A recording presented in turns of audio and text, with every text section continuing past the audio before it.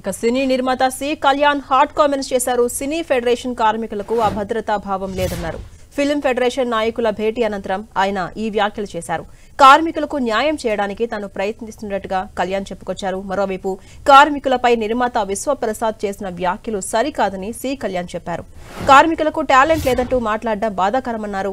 దాసరి నారాయణ లాంటి పెద్దలుంటే ఇలాంటి సమస్యలను వెంటనే పరిష్కరించేవారని తెలిపారు. ఈ రోజు వరకు సినిమా ఇండస్ట్రీలో ఇలాంటి సమస్య వచ్చినప్పుడు ఇండస్ట్రీ వాళ్ళే మాట్లాడుకుని సమస్య పరిష్కారం చేసుకున్నారు తప్పితే గవర్నమెంట్లో లేకపోతే ఇంకోళ్ళు ఇండస్ట్రీకి సంబంధం లేని వాళ్ళు ఒకప్పుడు నారాయణరావు గారు ఉన్నారు కాబట్టి ఆయన మాట్లాడుతుండేవాళ్ళు చేస్తుండేవాళ్ళు. ఇప్పుడు ఇంకా పెద్దలు ఉన్నారు కదా ఇండస్ట్రీలో, హీరోలు ఉన్నారు, డైరెక్టర్లు ఉన్నారు, పెద్ద పెద్ద ప్రొడ్యూసర్లు ఉన్నారు. ఆఫ్ ద రికార్డ్ అంటే కొంతమంది నిర్మాతలు ఇప్పుడు ఉన్న ప్రభుత్వాన్ని బదనాలు చేయడానికి కావాలని అసలు ఏమంటే సినిమా వాడికి ప్రభుత్వాలతో పని లేదు సార్. ఓన్లీ ఆ టికెట్ రేట్లు వచ్చినప్పుడు టికెట్ రేట్లు అడుక్కోవటమే తప్పితే ఇప్పుడు నాకు ఏదైనా పని ఉందనుకోండి నేరుగా వెళ్తాను, ఏదైనా తిరుగుతాను వెళ్తాను నా ఇద్దన్నా అంటే కొంతమంది ఉన్న ప్రభుత్వం మీద ఏం లేదు. అసలు సినిమా ఫీల్డ్ వాళ్ళకి అసలు అది ఏం ఉండదు సార్. నీతిగా టీవీనే ఇప్పుడు తెలుస్తున్నాడు ఆ విధంగా కాదు, ఊరికనే కాదు. దీన్ని అపార్థం చెయ్యొద్దు. అసలు అలాంటిది ఏమీ లేదు. మాకు గవర్నమెంట్ మాకేంటంటే గవర్నమెంట్ దగ్గర పని ఉంటే మేము చేసుకున్నాం. ఏమో ఆశాభావంతో నువ్వు సక్సెస్ఫుల్గా కానీ మాకు చేసి పెడితే వీ ఫీల్ వెరీ కమిషనర్ దగ్గర వెళ్ళారు. ఇప్పుడు నిధులు వెళ్ళారంట.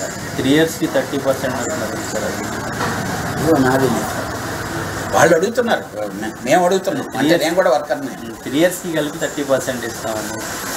3 yearsకి ఒకసారి పెంచాలి కదా. ఈ 3 yearsకి కలిపి 30% ఇస్తాం. నెక్స్ట్ 3 yearsకి కలిపి అంటే ఇయర్కి 10%. ఎవరు చెప్పారు ఏంటంటే అది నిన్న కమిషనర్ గారు మాట్లాడారు. లేబర్ కమిషనర్ గారు ఏం చెప్పారంటే వాళ్ళు 30% అడుగుతారు, వీళ్ళేమో ఇట్లా అంటారు. ఇద్దరు మధ్యస్థంగా ఒక 15 కానీ 20 కానీ బాగుంటుంది ఏమన్నా సూచన వీళ్ళకి ఇచ్చిండు, వాళ్ళకి ఇచ్చిండు, ఇద్దరికి ఇచ్చిండు.